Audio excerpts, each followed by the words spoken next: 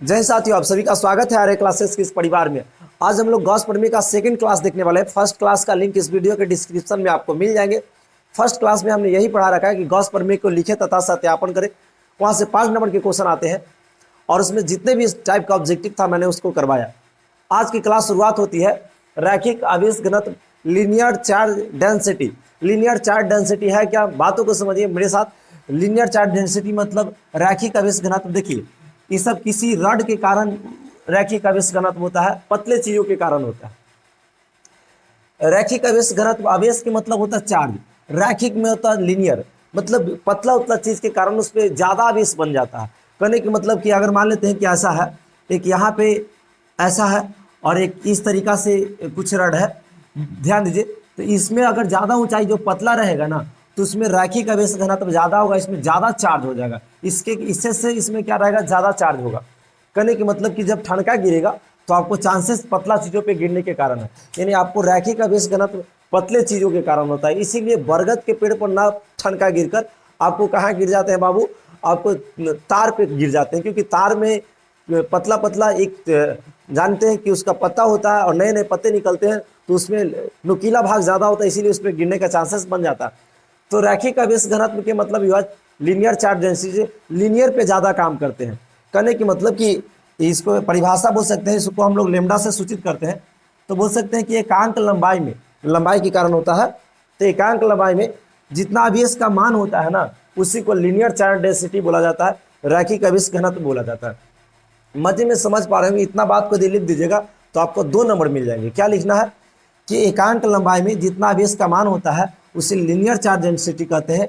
इसका एसआई मात्रक की बात किया जाए तो आप जानते हैं इस एसआई मात्रक आवेश का कूलम होता है, लंबाई का मीटर होता है, यानी हम लोग कह सकते हैं कूलम पर मीटर बोल सकते हैं, कूलम पर मीटर बोल दीजिएगा, है ना। थोड़ा सा गला खसखसाहट है इसलिए आवाज़ थोड़ा कम निकल पा रहा है, कोई बात नहीं।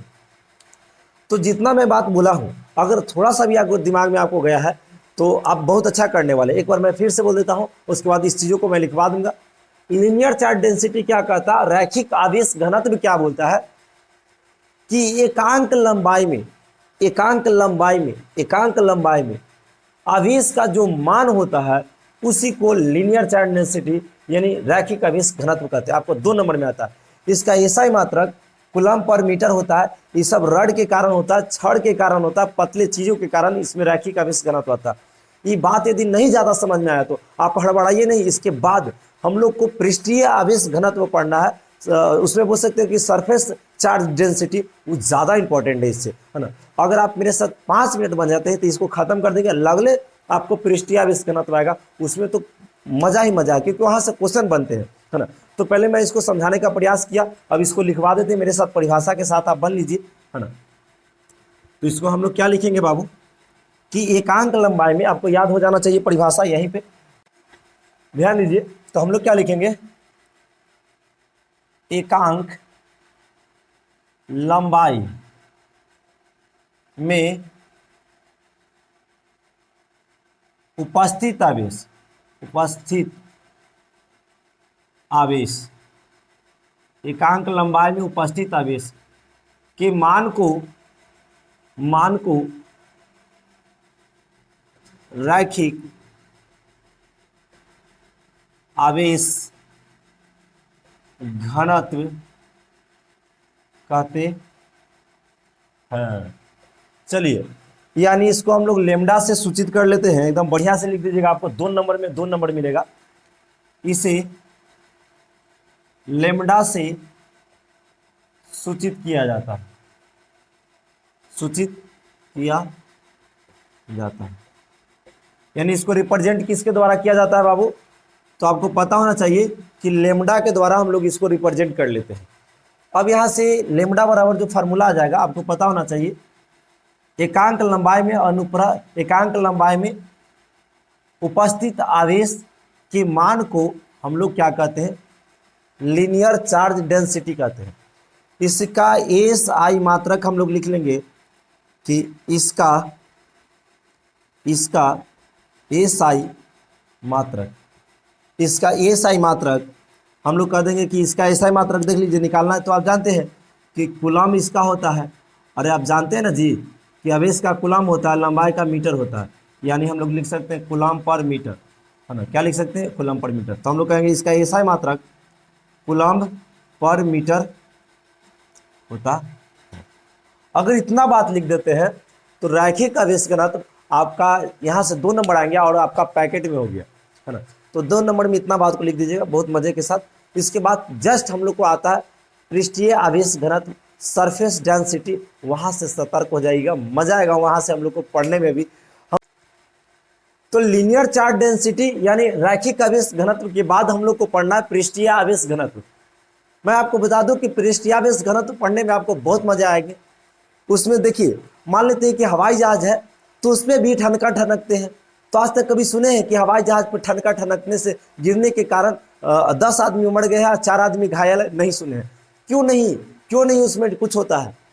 अगर मान लेते हैं कि जब आप बाहर में जा रहे हैं, तो बाहर में जा रहे हैं, आप रोड पे हैं, मतलब गाड़ी में 4 व्हीलर में है और आपके ऊपर ठनका गिरता है, तो आपको गेट का खिड़की खोलने रहना चाहिए या क्या करना चाहिए? तो हम लोग को ठनका का असर नहीं पड़ेगा। मैं सारा चीज़ इस वीडियो में आपको क्लियरली बताने वाला हूं, तो आप लास्ट तक बने रहेगा, है ना। ध्यान दीजिए, इसको आप क्या कीजिए, स्क्रीनशॉट कीजिए। चलिए, तो हम लोग को जो क्वेश्चन है पृष्ठीय आवेश घनत्व सरफेस चार्ज डेंसिटी, बहुत अच्छा क्वेश्चन। यहाँ से 2 नंबर का क्वेश्चन आते हैं, यहाँ से 2 नंबर का क्वेश्चन आते हैं। इसको समझने का प्रयास कीजिए, 2 नंबर का क्वेश्चन को समझने का प्रयास कीजिए कि सरफेस चार्ज डेंसिटी है क्या। तो देखिए, अभी हम लोग पढ़े रैखिक आवेश घनत्व, लीनियर चार्ज डेंसिटी, वो देगा क्वेश्चन, तो यहाँ से ही देगा। तो यहाँ पे क्या कहता है, सबसे बड़ी बात यह है कि इसको हम लोग सिग्मा द्वारा सूचित कर लेते हैं। किसके द्वारा, सिग्मा द्वारा सूचित कर लेते हैं। तो ये क्या कहता है कि एकांक क्षेत्रफल में, उसमें एकांक लंबाई चलता था क्योंकि रड उड के लिए चलता था। तो इसमें कहेंगे एकांक क्षेत्रफल में उपस्थित आवेश के मान को, आवेश के मान को हम लोग रैखिक पृष्ठीय आवेश घनत्व कहते हैं। फिर से, एकांक क्षेत्रफल में उपस्थित आवेश के मान को पृष्ठीय आवेश घनत्व कहते हैं। एकांक क्षेत्रफल में उपस्थित आवेश के मान को पृष्ठीय आवेश घनत्व कहते हैं, सरफेस चार्ज डेंसिटी कहते हैं। सर हमें कुछ समझ में नहीं आ रहा, ऐसा लग रहा होगा। अभी मैं समझाता हूँ। देखिए, अरे आवेश घनत्व के मतलब ये हुआ बाबू कि आवेश के मतलब होता है चार्ज, जहाँ लाइन उन मारे, ठनका ठनके तो एकदम बहुत ज़्यादा वोल्टेज मारे, है ना, ठनका ठनकता है तो उसमें बहुत ज़्यादा करेंट रहता है ना। बात को समझिए। तो यहीं पे हम बताना चाह रहे हैं कि एरिया अधिक ज़्यादा रहेगा, एरिया ज़्यादा रहेगा तो उसका पृष्ठीय आवेश घनत्व कम जाएगा। यानी पृष्ठीय आवेश घनत्व कम जाएगा मतलब आवेश कम जाएगा, यानी वहाँ पे ठनका गिरने का चांसेस कम जाएगा। फिर से, अगर क्षेत्रफल बढ़ाएंगे तो यहाँ पे पृष्ठीय आवेश घनत्व कम जाएगा, यानी ठनका कम गिरने का चांसेस रहेगा। जैसे देखिए, मैं आपको बता दूं कि एक ऐसा मकान बनाया है, यहाँ पे एक नुकीला भाग ऐसा है, फिर उसके बाद इस तरीका से है ना, इस तरीका से है। तो आपको बताया जाए कि ठनका जब गिरेगा तो कहाँ गिरने का चांसेस ज़्यादा रहेगा। पृष्ठीय आवेश घनत्व में कोई तोप नहीं है, पहले मैं बता देता हूँ। समझिए कि चार्ज के बारे में चल रहा है। तो यहाँ पे इस तरीका से अगर कोई डायग्राम है, यहाँ एक ऐसा मकान है, एक ऐसा मकान है, एक ऐसा है, तो कहाँ पे ज़्यादा ठनका गिरने का चांसेस रहेगा? तो जहाँ पे एरिया कम है, क्योंकि देखिए एरिया बढ़ जाता है तो पृष्ठीय आवेश घनत्व कम जाता है, वहाँ ठनका कम गिरेगा। हाँ, जहाँ एरिया जो क्षेत्रफल कम जाएगा, जब क्षेत्रफल कम जाएगा तो इसका उल्टा चलता ही, पृष्ठीय आवेश घनत्व बढ़ जाएगा, वहाँ ठनका ज़्यादा गिरने का चांसेस है। तो इसका देखिए, इसका एरिया मतलब क्षेत्रफल कम है तो यहाँ पे ज़्यादा आवेश होगा और ठनका जब गिरेगा तो इधर भी गिरते रहेगा ठनका, इधर गिरने वाला रहेगा तो खींच लेगा, कहेगा बाबू हम इधर है, आजा इधर, इधर खींच लेगा। क्योंकि इसका क्या कहता है कि आपको सरफेस डेंसिटी, चार्ज डेंसिटी इसीलिए तो पढ़ाया जाता है। मैं आज आपको बताऊंगा कि आप जब ठनका गिरेगा, आप वहाँ पे कोई नहीं रहेगा, आप कैसे बच सकते हैं। आज की क्लास मज़ेदार होने वाला है। तो यहाँ पे देखिए, यहाँ पे पृष्ठीय आवेश घनत्व कम ज़्यादा हो जाएगा क्योंकि एरिया कम है, और यहाँ ठनका गिरने का चांसेस क्या रहेगा बाबू, ज़्यादा रहेगा। ध्यान दीजिए, मैं आपको बताना ये चाहता हूँ कि एक ऐसा मकान है, फिर से समझिए, एक ऐसा मकान है ना, और एक ऐसा ही मकान है, बहुत सारा ऐसा मकान है, और एक बीच में बहुत बड़ा मकान ऐसा दे दिया है, तो ऐसा दे देता है, ऐसा दे देता है। तो आपको कहेगा कि किस पे ठनका गिरने का चांसेस है। तो आप देखिए, बोलिएगा कि देखिए जो भाग नुकीला रहेगा, यानी इस सबसे, इस एरिया में सबसे ज़्यादा क्या है, सबसे ऊंचा इसी मकान है, तो ऊंचा है तो यहाँ पे क्या होता है कि इधर भी ठनका गिरने वाला रहेगा तो आपको ठनका खींच लेगा यहाँ पे। जैसे मान लेते हैं क्यों खींचता है मैं बता रहा हूँ। आप एक छोटा बच्चा है और वो भी जा रहा है बरसात के दिन में, एक लंबा आदमी जा रहा है, अगर ठनका गिरे वाला रहेगा छोटका पे तो गिरेगा बड़का पे, क्योंकि इसका नुकीला भाग ज़्यादा है, खींच लेगा, कहेगा इधर आ जाओ। तो मैं आपको बताना चाहता हूँ, आज सारा कहानी को मैं बताऊंगा कि जैसे मान लेते कि हवाई जहाज चलता है तो उस पर भी ठनका गिरता होगा, तो ठनका क्यों नहीं गिरेगा, गिरना चाहिए, गिरेगा। जब ठनका चीन पे गिरता है कि हवाई जहाज है तो कोई ऊपर गिर जाएगा, तो गिरता। आज तक कभी सुना है कि ठनका हवाई जहाज पे गिरने से 10 आदमी की मौत, 4 घायल? नहीं।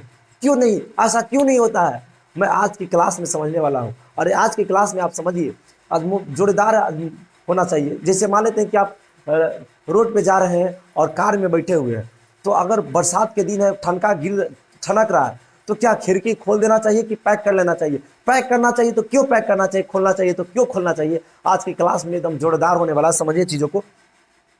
तो मैं आपको बता दूं कि आपको बड़ा छत पे गिरने का चांसेस ज़्यादा रहेगा। जैसे देखिए उसका पृष्ठीय घनत्व अधिक है। मान लेते हैं कि इसको सारा चीज़ को मैं लिखवाऊंगा। जैसे आप छाता देखिए, छाता कुछ इस डिजाइन से रहता है। पहले की छाता जो है, ध्यान दीजिए, इस डिजाइन से कुछ छाता रहता है। शायद छाता बन जाए, हमको बनाने आ जाए, वैसे तो आता नहीं है लेकिन शायद बनाने आ जाए। हाँ, इस तरीका से। तो आप देखिएगा छाता में जो क्या रहता है, छाता में देखिए इस नुकीला भाग इसका ज़्यादा है, और ये नुकीला भाग ज़्यादा है। और वो भी पहले की छाता में रड लोहा का लगा रहता था, मतलब धातु का लगा रहता था, इस चालक का लग बोल सकते हैं, जिसपे मतलब लाइन उन जा सके, यानी लोहा के लगा रहता था। अब एक बात बताते हैं, अब बरसात के दिन है, अब बरसात के दिन है, अब जा रहे हैं कहीं, तो जब जा रहे हैं तो देखिए अब ठनका बहुत ज़्यादा ठनक रहा है, तो आप छाता ऐसे खोल के टांगे हुए हैं ना, तो ठनका पता चलेगा कि गिरेला, ये जा खींच लेगा, क्योंकि नुकीला भाग ज़्यादा है, एरिया कम है, पृष्ठीय आवेश घनत्व ज़्यादा होगा, आवेश खींचने का ज़्यादा इसमें चांसेस रहेगा।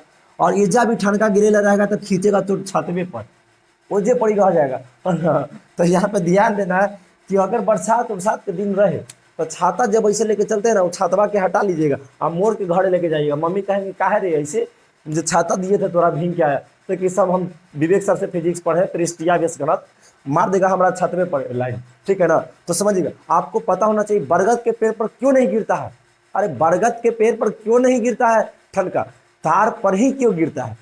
तो गौवा में सब कहता है कि हरियर होता है, अरे हरियर होता है, बरगदवा हरियर नहीं होता है, वहाँ उसका लंबाई ज़्यादा होता है और ये पतला होता है तार। जब पतला होता है तो इधर उधर गिरने वाला ठनका रहता है, तो तारवा कहता है हम इधर है, आइए इधर, और तार पे गिरता है, क्योंकि पृष्ठीय आवेश घनत्व ज़्यादा है, एरिया कम है, तो उस पर ज़्यादा चांसेस है गिरने का, है ना। तो यहाँ पे आपको ध्यान समझ में आ रहा होगा कि जिसका भी एरिया ज़्यादा है, जिसका भी मतलब एरिया कम रहेगा, वहाँ ज़्यादा ठनका गिरने का चांसेस रहेगा। और मैं बता दूँ, आप लोग देखिएगा, जब भट्ठा रहता है तो भट्ठा में ऊपर एक त्रिशूल लगा देवल जाता है, तो सबके लगता है कि शंकर भगवान के पुजारी है।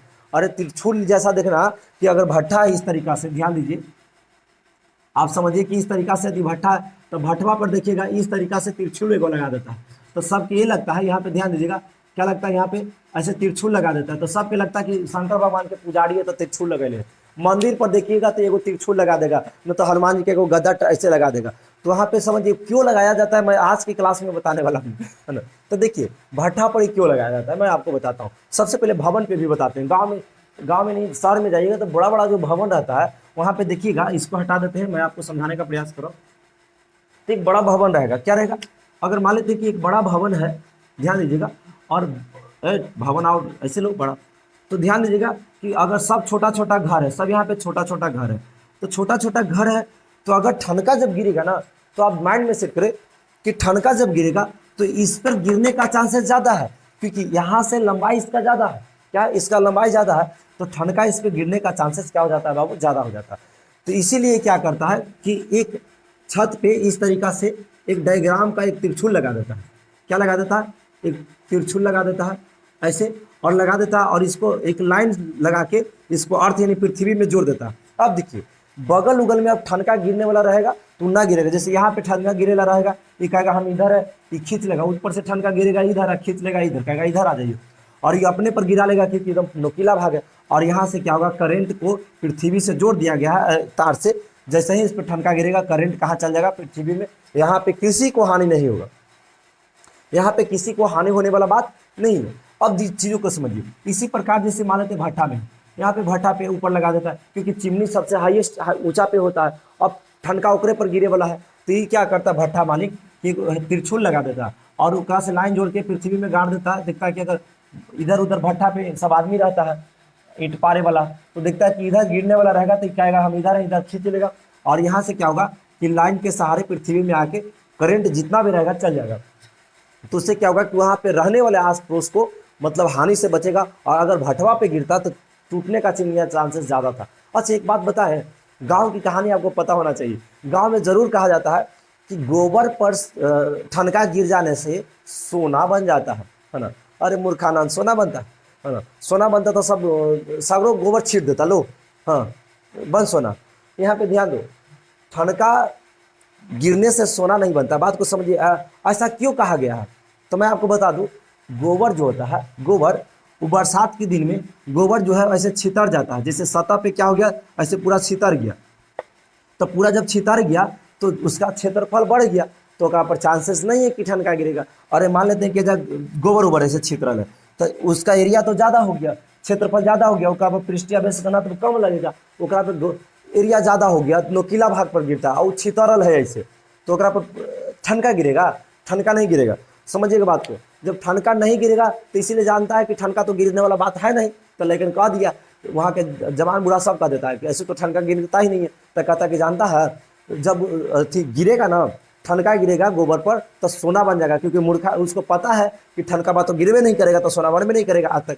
हाँ, तो ढेर सोच रहा है कि सर तो सच में ऐसा बात है कि अगर गिरेगा तो सोना बन जाएगा, तो गलत बात है।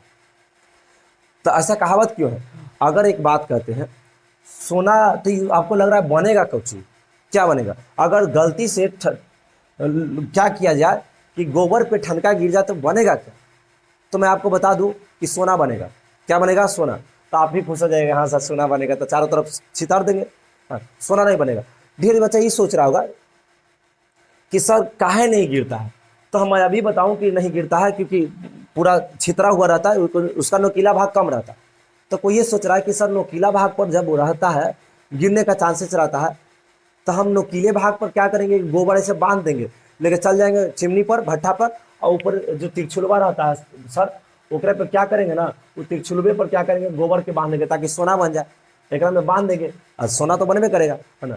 तो आपको अगर ऐसा सोच रहे हैं तो अगर गलती से कहाँ पर ठनकों पे गिरेगा ना तो गोबर बाद जल जाएगा, सोना नहीं बनेगा। तो नहीं, सोना बनावे के चक्कर में कहाँ चिपका देगा कौन ठीक है ना, तो सोना बनेगा बात नहीं है। आपको ही माइंड में आ गया, तो आपको ये पता चल रहा होगा।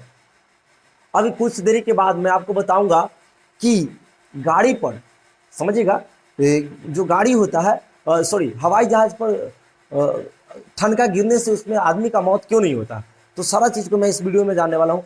पहले मैं इस चीज़ों को क्या करता हूँ, लिखवा देता हूँ। क्या करते हैं बाबू, इसको लिखवा देते हैं, ठीक से देखिए। तो इसको लिखवाने का हम प्रयास कर रहे हैं, तब हम लोग आगे बढ़ेंगे, है ना। दिमाग खराब हुई। अरे सब शांत रहो बाबू, हेलो, इधर इधर इधर इधर देखिए। मैं आपको बताना चाहता हूँ, परिभाषा के साथ मेरे साथ बनिए, बोलेंगे एकांक क्षेत्रफल में, एकांक क्षेत्रफल में उपस्थित आवेश, उपस्थित आवेश के मान को, के मान को पृष्ठीय आवेश घनत्व कहते हैं, पृष्ठीय आवेश घनत्व कहते हैं। इसे इसे सिग्मा, इसे सिग्मा द्वारा सूचित किया जाता है, द्वारा सूचित किया जाता है।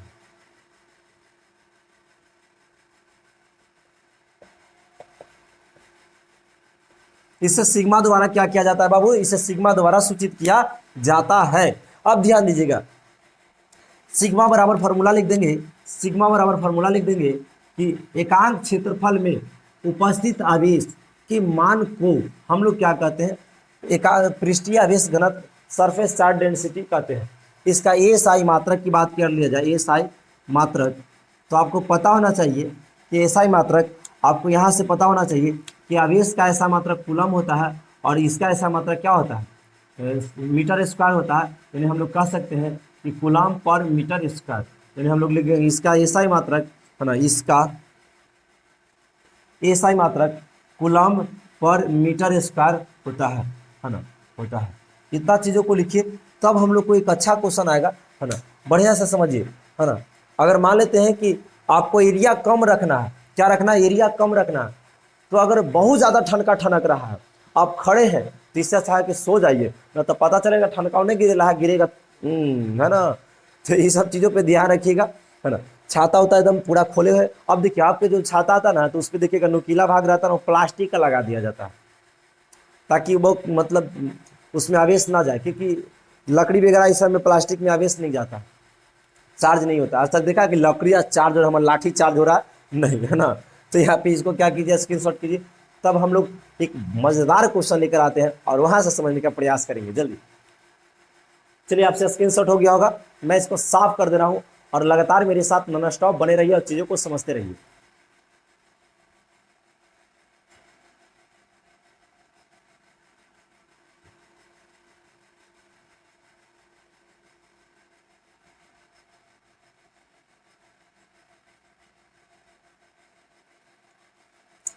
चलिए ध्यान दीजिए,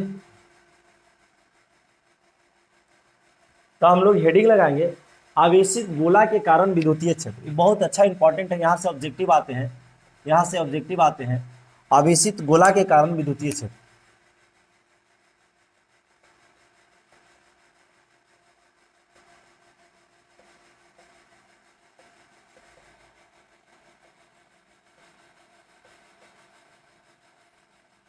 आवेशित गोला के कारण, लिखो ना,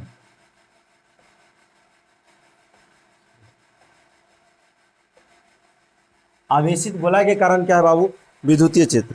इसको समझने का क्या कीजिए, प्रयास करिए। देखिए, आपको मैं बता दूं कि गोला तीन तरीका के होता है। गोला कितने तरीका के होता है, तीन तरीका के। सबसे पहली बात है कि एक खोखला गोला होगा, क्या होगा, खोखला।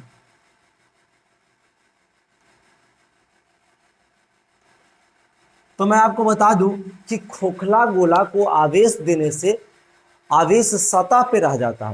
यानी खोखला गोला है, चारों तरफ से पैक है। अगर हम चाहेंगे एकरा में लाइन दे, यानी इसमें हम क्या करें कि इसमें क्या करें कि इसको चार्ज करें, तो आपको पता चलना चाहिए कि आवेश इसके सतह पर आ जाएगा। बात को समझिए तो रहिएगा, आवेश कहाँ रह जाएगा, इसके सतह पर, इसके अंदर जो है, इसके एकदम सतह पे। आप लोग देखिए, क्योंकि वांडीग्राफ जनित्र, वांडीग्राफ जनित्र के बारे में आप लोग जानते हैं, खोखले गोला से हम उसमें भी किया गया था। अब इसमें ध्यान दीजिए कि इसमें क्या है कि यदि खोखला गोला के आवेश देने से आवेश सतह पे रह जाते हैं, यानी इसको आवेश देंगे तो आवेश कहाँ रह जाएगा, सतह पे, यानी अंदर कोई चार्ज नहीं जाएगा, अंदर कोई मतलब आवेश नहीं जाएगा। इसीलिए इसमें इलेक्ट्रिक फील्ड मतलब विद्युतीय क्षेत्र आपका शून्य होता है। ध्यान दीजिएगा, कहने के मतलब कि यहाँ पे खोखला गोला के जब आवेश दिया जाता है, तो इसमें क्या होता है कि इसका अंदर विद्युतीय क्षेत्र जो होता है, ये मतलब विद्युतीय क्षेत्र शून्य होता है। दूसरा बात, एक ठोस गोला ले लेते हैं, क्या है, एक खोखला गोला है, एक ठोस गोला ले लेते हैं, क्या है बाबू, ऐसे गोला होगा, एक ठोस गोला ले लेते हैं, बढ़िया से समझने का प्रयास कीजिए। एक ठोस गोला है, ये ठोस है, क्या है, ठोस, सॉलिड में है, ठोस गोला बोल सकते हैं, है ना। तो ठोस गोला का जब आवेश दिया जाएगा, तो ठोस गोला में बाहर भी आवेश रहेगा, है ना, बाहर भी आवेश रहेगा और अंदर भी आवेश रहेगा, बाहर भी आवेश रहेगा और अंदर भी आवेश रहेगा, बाहर भी आवेश रहेगा और अंदर भी आवेश रहेगा। तो इसमें अगर पूछेगा कि इसका पृष्ठीय क्षेत्र क्या होगा, सॉरी इसका विद्युतीय क्षेत्र क्या होगा, इन ई बराबर क्या होगा, इसमें तो ई बराबर होगा 1/4 पाई इप्सिलॉन नॉट Q/r² चलेगा। यानी कहने के मतलब कि अगर कोई खोखला गोला है तो उसको आवेश दिया गया, तो आवेश उसके बाहर रहेंगे, अंदर नहीं रहेगा, इसीलिए विद्युतीय क्षेत्र जीरो हो जाएगा, उसमें कोई क्षेत्र ही नहीं है, वो इलेक्ट्रिक जा ही नहीं रहा है उसमें। और जब कोई ठोस गोला है तो इसमें बाहर भी रहेंगे आवेश और अंदर भी रहेंगे, इसीलिए इसका विद्युतीय क्षेत्र जीरो न होकर तो 1/4 पाई एप्सिलॉन नॉट क्यू बटा आर स्क्वायर होता है। तो 1/4 पाई का आप लोग जानते हैं मान 9 × 10 के पावर, 9 × 10 के पावर कितना होता है, 9 होता है। इस सब पे बाद में चर्चा करेंगे, है ना। तो आपको यहाँ पे आगे एक ऐसा भी है कि कुचालक ठोस गोला है, कुचालक है, कुचालक मतलब लकड़ी का बनाया गया है, लकड़ी का बनाया गया ठोस गोला है या खोखला गोला, कोई दिक्कत नहीं, दोनों बोल सकते हैं, ठोस भी बोल सकते हैं या आप खोखला भी बोल सकते हैं, खोखला। तो देखिए ये दोनों में एक ही काम करता है, जब कुचालक पदार्थ का है, क्या चीज का है, कुचालक, जैसे लकड़ी बोल सकते हैं, लकड़ी किसका है, लकड़ी का। जब लकड़ी का है तो इसको क्या किया जाएगा कि जब इसको आवेश दिया जाएगा, आवेश दिया जाएगा तो अगर यहाँ दिया गया तो एक ही जगह रहेगा, ये डिस्ट्रीब्यूट नहीं होगा, इधर उधर नहीं होगा। मान लेते यहाँ आवेश दिया गया तो ऐसा नहीं कि इधर चल जाएगा, देखिए, लेकिन खोखला गोला में यहाँ आवेश दीजिएगा ना तो चारों तरफ छितर जाएगा, चारों तरफ फैल जाएगा। यहाँ लाइन दीजिएगा, इन्हें छुइएगा ना तो इन्हें मारेगा लाइन, अरे एगो लोहा है इन्हें लाइन देगा तो इन्हें ना मारेगा, लेकिन लकड़िया में तो एगो इन्हें लाइन दे इन्हें मारता है, लाइन नहीं मारता, क्योंकि यहाँ पे आवेश दिया गया तो ये जो पड़ी लाइन मारेगा, इन्हें नहीं मारेगा। यहाँ ध्यान दीजिए, अगर यहाँ पे आवेश दिया गया है तो लाइन यही मारेगा, इधर नहीं मारेगा, लकड़ी में ऐसा बता रहे हैं न। तो अगर इधर लाइन देने पे इधर लाइन मारता तो लैकन हमार लकड़ी के लाइन बना देता है ना, कि अब बांस उस काट और घर में लाइन जला ऐसा कर देता। तो ऐसा नहीं होता यहाँ पे, हाँ रड से हो सकता है। तो आपको पता चल गया कि किस तरीका से हम लोग को इलेक्ट्रिक फील्ड चलता है। अब यहाँ पे समझिए, बात को समझते रहेगा। अब जो इसी कारण से क्या होता है कि मान लेते हैं कि यहाँ पे अंदर इलेक्ट्रिक फील्ड 0 है, तो हवाई जहाज जो उड़ता है, मैं बता रहा हूँ कि हवाई जहाज जब उड़ता है तो उसमें मान लेते हैं कि गलती से ठनका ठनक गया, गलती से क्या हुआ, ठनका ठनका और ठनक के उस पर गिरा गया, उस पर गिर गया, तो उस पर बैठा यात्री के कुछ पता ही नहीं चलता है कि उसमें बैठा यात्री का लाइन नहीं मारता है, क्योंकि सतह पे जब गिरा है तो खोखला रहता है, अंदर खोखला है, और जब खोखला है चारों तरफ से शीशा वगैरह पैक है तो खोखला गोला हो गया। अब गोला हो गया उस तरीका से खोखला, अब अंदर उसका इलेक्ट्रिक फील्ड 0 होता है, विद्युतीय क्षेत्र 0 होता है। कहेगा कुछ नहीं पता चला, कहीं गिरा था ठनका, यानी जब उस पर ठनका भी गिरेगा तो उसको पता नहीं चलेगा, किस कारण से, क्योंकि उसका सतह पर आवेश रह जाएगा, है ना, सतह पे क्या रह जाएगा, आवेश रह जाएगा, उसके अंदर क्या हो जाएगा, 0 हो जाएगा, इलेक्ट्रिक फील्ड, उसको लाइन का प्रभाव नहीं पता चलेगा। हाँ, अब कोई सोच रहा है, बात को समझिएगा, कोई ये सोच रहा है कि सर यदि बाहर उसका, बाहर की बात कहा जाए कि बाहर मान लेते हैं कि यहाँ पे कोई आदमी है, चाहे यहाँ पे कुछ है, तो उसको कितना का प्रभाव पड़ेगा, उसको कितना। तो आपको मैं बता दूं कि यदि बाहर जब गिरेगा तो यहाँ पे हम लोग कर सकते हैं कि गॉसियन पृष्ठ का कल्पना कर दिया, यानी गॉसियन पृष्ठ है, यानी इसमें आवेश रहेंगे, इसमें आवेश रहेंगे, यहाँ पे लाइन छुएगा तब मारेगा। तो यहाँ पे बात को समझिए क्या हो गया, गॉसियन पृष्ठ हो गया, गोल एक पृष्ठ बनाया गया, तो यहाँ पे लाइन उन मारेगा, आप समझिएगा, बात को समझिए। लेकिन उसके जितने भी दूर जाइएगा, जितना दूर जाइएगा उतना ही उसका क्या होता है कि लाइन का प्रभाव कम पड़ता है, लाइन का क्या होता है, लाइन कम मारता है। बात को मैं अब और भी स्पष्ट करना चाहता हूँ, अभी कम समझ में आया होगा, अभी और इस पे क्वेश्चन मैं लेने वाला हूँ। जैसे देखिए, आप लोग ऐसा जरूर सोचते हैं कि तालाब है, अरे बाबू हेलो इधर, ये क्या है बाबू, आपको जरूर सोचते हैं कि क्या है, ये तालाब है। ये तालाब जब है तो सोचते होंगे कि इसमें पानी है, इसमें पानी है, और इसमें पानी है, और इसमें मछलियाँ हैं, इसमें मछलियाँ हैं। तो आप सोचते होंगे कि यदि इधर लाइन दे दिया जाए तो आप ये सोचते होंगे कि इसमें सारा मछली मर जाएगा, और अगर इसमें कोई आदमी गिला है तो वो भी मर जाएगा।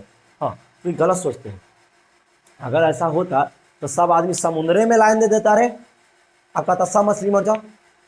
जैसे तो नदी है तो नदिया में लाइन देने से थोड़ी ना कि पूरा नदी में लाइन आ जाएगा, ऐसा रहता तो हमारे लड़कन डिस्को डांस कर देता गाँव में, कहता तू निहाय गो जो, तो जो अंदर निहाला ओकर बाद तो हम सही कर देते हैं, और लाइन लेके तब कूद ले रहता, क्या होता, तू जाओ अब देखो, और लगा देता, है ना।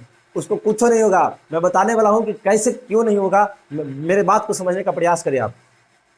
जैसे देखिए, आपको बताते हैं कि हम क्या बताएं कि जितने डिस्टेंस पे जाएगा धीरे धीरे उसका आवेश कमते चला जाता है, और धीरे धीरे लाइन का प्रभाव कम रहेगा। जैसे मान लेते हैं कि तालाब है, तो यहाँ पे अगर लाइन को गिरा दिया गया है तो यहाँ पे बहुत ज़्यादा करंट हो गया, यहाँ लाइन मार दे सकता है, लेकिन धीरे धीरे इसका एरिया जब बढ़ते जाता है तो इसमें लाइन का पावर कम जाता है, क्योंकि प्रतिरोध होता है, रेजिस्टेंस होता है, वो रोकने का काम करता है। तो इससे यहाँ पे लाइन ज़्यादा मारेगा, यहाँ कम मारेगा, यहाँ कम मारेगा, धीरे धीरे ऐसा होगा कि लाइन मारना बंद करेगा। नहीं तो आप लोग ये भी सोचते होंगे कि अगर मान लेते हैं कि रेल की पटरी है, तो अगर यहाँ रेल की पटरी में लाइन दे दिया जाए तो पूरा लाइन रेल की पटरी में आ जाएगा, तो ऐसा नहीं होगा। अगर ऐसा रहता तो लेकिन हम रेल के पटरी में लाइन दे देता, समझो, है ना। तो यहाँ पे समझिए, बात को समझिए, यहाँ पे उसमें भी लाइन नहीं मारता। क्यों नहीं मारता? क्योंकि यहाँ पे जब लाइन दिया गया तो यहाँ ज़्यादा लाइन है, वहाँ ज़्यादा मारने का चांसेस है। धीरे धीरे आगे बढ़ते जाएगा तो उसका रेजिस्टेंस जो रहता है, मतलब प्रतिरोध खलनायक जो धारा को रोकने का काम करता है, वो रोकेगा, कहेगा वहाँ तो एरिया ना है, और एरिया पर क्या हो जाता है कि धीरे धीरे उसका लाइन कम आता है। आप लोग भी देखते होंगे, मान लेते हैं कि सूखा सेल बैटरी है, सूखा एक माइनस है एक प्लस है, यानी एक प्लस है एक माइनस है। तो अगर ऐसा होता तो लाइन जब आप लोग बांटते हैं तो यहाँ सूखा सेल बैटरी पर रखता, पटना में हम लोग बॉल जलाते, बॉल जलेगा नहीं, क्योंकि वहाँ पे रेजिस्टेंस काम नहीं करता, सॉरी रेजिस्टेंस काम करने लगता है। आर कहता है कि वहाँ कहाँ जा रहा धारा, उन्हें ना एरिया।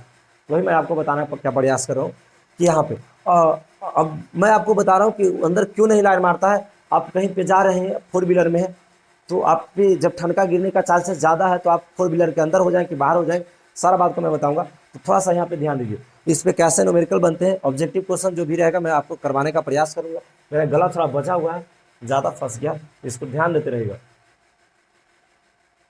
यहाँ से ऑब्जेक्टिव आते हैं, बात को समझिए।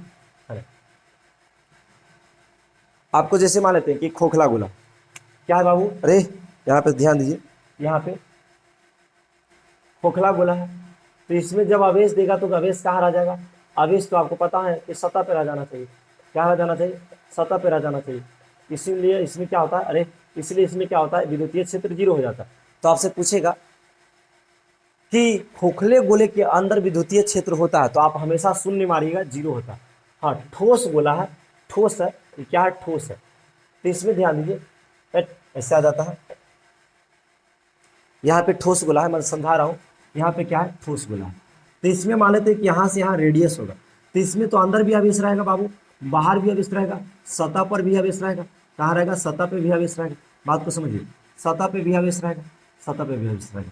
अच्छा देखिए, अगर इसमें कहेगा कि इसमें विद्युतीय क्षेत्र बताओ, इसमें विद्युतीय क्षेत्र कितना होगा, तो मैं अभी बताया हूँ कि इसमें विद्युतीय क्षेत्र जो होगा, विद्युतीय क्षेत्र ई बराबर जो होगा 1/4 पाई एप्सिलॉन नॉट और Q बटा R स्क्वायर चलेगा। बात समझिए। अच्छा मान लेते हैं कि अब देखिए, तो इसमें अच्छा मान लेते हैं ऐसा है कि आपसे पूछ देगा कि ये R त्रिज्या, आपसे पूछ देगा कि त्रिज्या से बाहर यानी गोला के बाहर, गोला के आपसे पूछेगा कि गोला के बाहर जो है उसका विद्युतीय क्षेत्र क्या होगा, तो गोला के बाहर जैसे ही जाता है तो गॉसियन पृष्ठ बना लेता है और इसको बड़ी आर कहते हैं, और इसका जो विद्युतीय क्षेत्र होगा 1/4 pi epsilon not, 1/4 pi epsilon not और Q बटा फिर बड़ी आर स्क्वायर काम करने लगेगा। यहाँ पे बड़ी आर स्क्वायर काम करने लगेगा, यानी सतह के जब बाहर जाएगा, मान लेते हैं सतह के जब बाहर जाएगा, यहाँ पे यदि निकालने, देखिए खोखले गोला में सतह पे निकालने के लिए कहेगा कि सतह पे निकालो विद्युतीय क्षेत्र, तो आप बढ़िया से निकाल सकते हैं सतह पे,